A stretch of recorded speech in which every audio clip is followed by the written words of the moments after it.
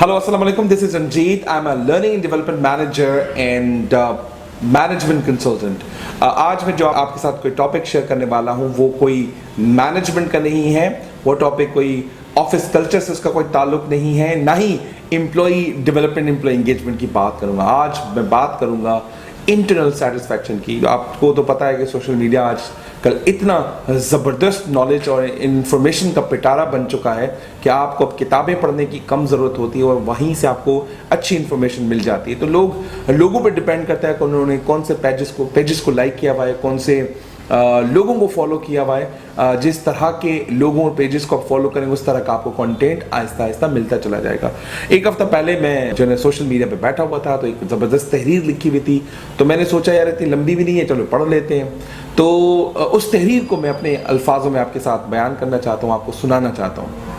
एक मरतबा एक आरजे रेडियो वाला बंदा, उसने एक रैंडम कॉल मिलाई। तो रैंडम कॉल मिलाते वक्त उन्हें कहा कि सर अस्सलाम वालेकुम, मेरा नाम ABC है और आपसे बात करना चाहता हूँ। तो उन्होंने कहा कि मुझे वक्त नहीं है मैं आपसे बात करूँ क्योंकि मेरे पास और बहुत सारे काम हैं। उन्होंने कहा सर आप मुझे सिर्फ चंद मिनट दे दीजिए क्योंकि रैंडम कॉल मिली है और प्रोग्राम का वक्त भी शुरू हो, पहले ही शख्स आप हैं और अगर आपको सवाल पसंद नहीं आए तो आप कॉल रख दीजिएगा, सवाल पसंद आए तो हम डिस्कशन कर लेंगे। तो वो जो करोड़पति आदमी था जिसको कॉल मिल चुकी थी रैंडमली, तो उन्होंने कहा चलो ठीक है सवाल करो। तो पहला सवाल उनसे पूछा गया कि आपको जिंदगी में खुशी कब कब मिली है और कब कब आपको खुशी हुई है आपकी जिंदगी में। तो उस करोड़पति आदमी ने कहा कि मुझे खुशी अपनी पूरी ज़िंदगी में 4 मराहिल में मिली है, 4 मराहिल में मुझे खुशी मिली है। तो उन्होंने कहा कि सर मैं आपका अगर मज़ीद वक्त तो मैं चाहूँगा, आपकी मर्ज़ी आप देना चाहें, लेकिन आपके पास अनलिमिटेड टाइम है, आप जितनी भी आपसे बात करना चाहें हम आपकी बात सुन सकते हैं। तो उस आदमी ने कहा कि मुझे जो 4 मराहिल में खुशी मिली है, पहली खुशी मुझे तब मिली थी जब मैंने अपना कारोबार स्टार्ट किया और मैंने अपनी बिज़नेस को तैयार किया, बिज़नेस के जो एसेट्स हैं वो ख़रीदे और वो तमाम चीज़ें मैंने ख़रीद डाली जो एक छोटे बिज़नेस या बड़े बिजनेसमैन के पास होती हैं, जैसे कि गाड़ी का ख़रीदना, एक ऑफिस का ख़रीदना, 15-20 नौकर चाकर होने। और मुझे किसी चीज़ की टेंशन नहीं थी इन्वेस्टमेंट कहाँ से आएगी। इन्वेस्टमेंट भी मेरे पास अपनी थी क्योंकि मेरे पीछे जो मेरे वालिद साहब और जो मेरे ग्रैंडफादर थे उनके पास इतना पैसा था कि उन्होंने मुझे फाइनेंस किया और मैंने उससे अपना बिजनेस खड़ा किया। जब पहला दिन बिजनेस का था उस दिन मैं बहुत खुश था, लेकिन जब आहिस्ता आहिस्ता वक्त गुजरता चला गया तो जो खुशी के जो लम्हात थे, खुशी के जो पल थे वो आहिस्ता आहिस्ता कम होते गए क्योंकि मैं समझता था कि मटीरियलिस्टिक चीज़ों में बहुत खुशी होती है, लेकिन उससे जो खुशी का लेवल था वो कहीं ज़ीरो हो चुका था। खुशी का जो दूसरा मरहल था जो स्टार्ट किया मैंने कहा बिजनेस को एक्सपेंड करूंगा, दुनिया घूमूंगा, कीमती चीज़ों और अशिया खरीदूंगा, जैसे कि महंगी गाड़ियां रखना, महंगे घर को खरीदना, महंगे वाले फ़ोन खरीदना और जो मुझे महंगे कपड़े लगते थे उनको खरीदना, भले वो मुझे अच्छे लगते हों या ना लगते हों। लेकिन मैं जिस भी बड़े स्टोर पे जाता था कहता महंगी से महंगी चीज़ यहाँ पर कौन सी है, मैं उसको खरीदता। जब मैं खरीदता और दोस्तों में बैठता, पहन के बताता ये वो ब्रांड है, ये C ब्रांड है, ये D ब्रांड है, ये F ब्रांड है, जो भी मतलब महंगे महंगे ब्रांड्स होते थे मैं आगे बता देता। तो गाड़ी हर माह मैं चेंज कर देता क्योंकि जो महंगी वाली गाड़ी पाकिस्तान में या पाकिस्तान से बाहर मुझे दिखती मैं उसको खरीद देता, इंपोर्ट करा देता। इस तरह से हुआ क्या कि सब चीज़ों से मेरा पेट भर गया, मेरा दिमागी सुकून एक लेवल पे आ गया। उसके बाद उन चीज़ों से मेरी खुशियाँ कम होती गई। मटेरियलिस्टिक चीज़ें इंसान की खुशी कम होती है। तीसरा मरहला उन्होंने बताया कि स्टार्ट ये किया कि बिज़नेस भी अच्छा चल रहा था, बिज़नेस ऑटो पे जा चुका था, सब चीज़ें अंडर कंट्रोल थी, स्टाफ बड़ा अच्छा था, कंपनी ग्रो कर रही थी और मैं बड़ा खुश था।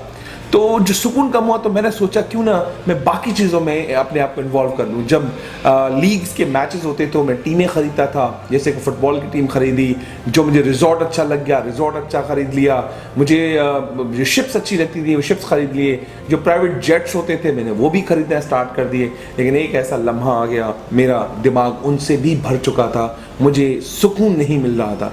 तो वो सब चीज़ें मैं अपने एक दोस्त को बता रहा था कि यार सब चीज़ें तो ज़िंदगी में मैंने कर दी और अब मुझे ज़िंदगी में एक ऐसी खुशी चाहिए मतलब जिससे मैं खुश रह सकूँ, जब अपना काम करूँ, घर पे बैठूँ, दोस्तों के साथ बैठूँ, तो जो इंटरनल सेटिस्फैक्शन होती है इंसान की वो मैं फील करना चाहता हूँ, मतलब मेंटल पीस मुझे चाहिए।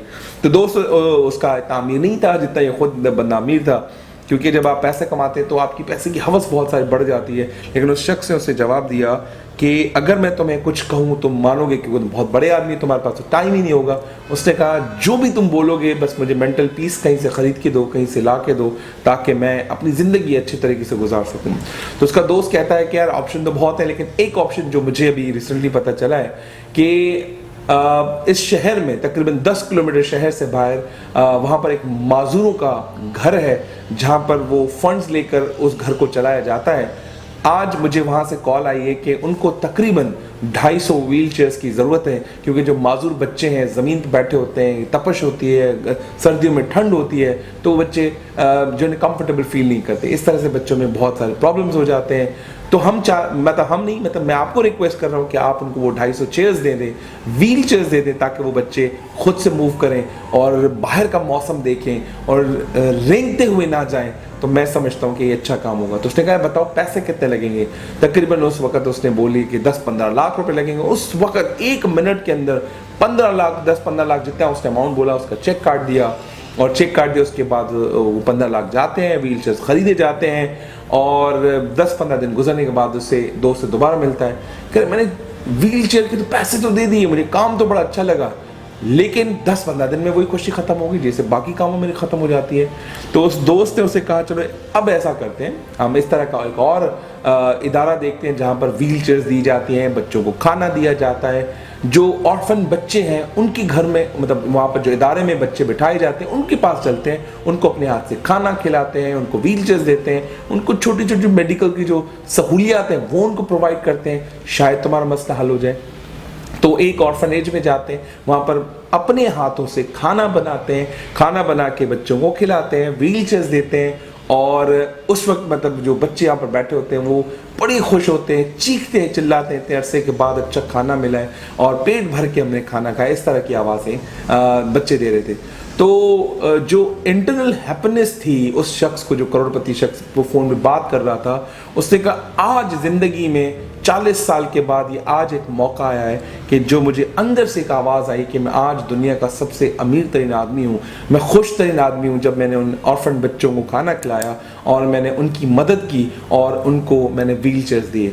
जब वो जाने लगा तो अपनी घड़ी में टाइम देखा तो कम से कम उसको 11 घंटे हो चुके, तो वो एक ही जगह पे पाया गया। वक्त कैसे गुजर गया पता नहीं चला। जैसे दरवाजे से बाहर निकला तो एक व्हील चेयर वाले बच्चे ने उनका हाथ पकड़ा, तो हाथ पकड़ दे देखा तो उस बच्चे को बोला, उस करोड़पति आदमी ने, कि बेटा मुझे बताओ तुम्हें मज़ीद क्या चाहिए, क्या तुम्हें और खाना चाहिए, तुम्हें क्या पैसे चाहिए, जो बोलो मैं तुम्हें देने के लिए तैयार। तो बच्चा बड़ा नादान मासूम सा बच्चा, उसने कहा कि मुझे कुछ भी नहीं चाहिए, मुझे अंकल आपका कुछ भी नहीं चाहिए, बस मैं जब आप यहाँ एंटर हुए मैंने आपको देखा तो मुझे आपकी शक्ल सही तरीके से याद नहीं हुई, मुझे आपका चेहरा याद नहीं हुआ, बस मैं एक मर्तबा आपके चेहरे को जी भर के देखना चाहता हूँ कि जब क़यामत में मैं और आप जो जन्नत में जाएंगे, और मैं आपके चेहरे को इसलिए याद करना चाहता हूँ, रखना चाहता हूँ, ताकि मैं खुदा के सामने आपकी गवाही दे सकूँ और इस चेहरे को याद कर सकूँ और आपका अभी तो शुक्रिया कर रहा हूँ, लेकिन खुदा के सामने भी मैं आपका शुक्रिया अदा करना चाहता हूँ कि आपने सिर्फ ना मेरी ज़िंदगी को बेहतर बनाया बल्कि इन तमाम लोगों की ज़िंदगी को बेहतर से बेहतर बनाया। तो मैं समझता हूँ कि this type of activities and actions may be a little costly for you, but जो आपकी इस ज़िंदगी में भी ज़ामिन होते हैं और आने वाली ज़िंदगी जो आपकी इससे बाद वाली ज़िंदगी है उसमें भी आपका एक ज़ामिन बनती है आपकी बेहतरी के लिए। सो मैं नहीं कहता कि आप करोड़पति आदमी की तरह पैसे बहा दें, जितना भी आपकी पॉकेट में है, जितना भी आप बचा सकते हैं, थोड़ा सा अगर आप इस तरह के काम स्टार्ट कर देंगे तो मैं समझता हूँ आप अपनी इस ज़िंदगी को भी बेहतर कर सकते हैं और आने वाली आपकी ज़िंदगी को भी बेहतर कर सकते हैं। सो मैं समझता हूँ कि नॉलेज इज़ सदका जारिया, और please spread the message, like my channel, subscribe it and share with your friends. इस तरह का कंटेंट मैं आप लोगों के लिए इसलिए प्रोड्यूस करता हूँ क्योंकि my mission to teach all everyone with short stories and short experience. Stay connected. उम्मीद करता हूँ आपको वीडियो बहुत पसंद आएगी।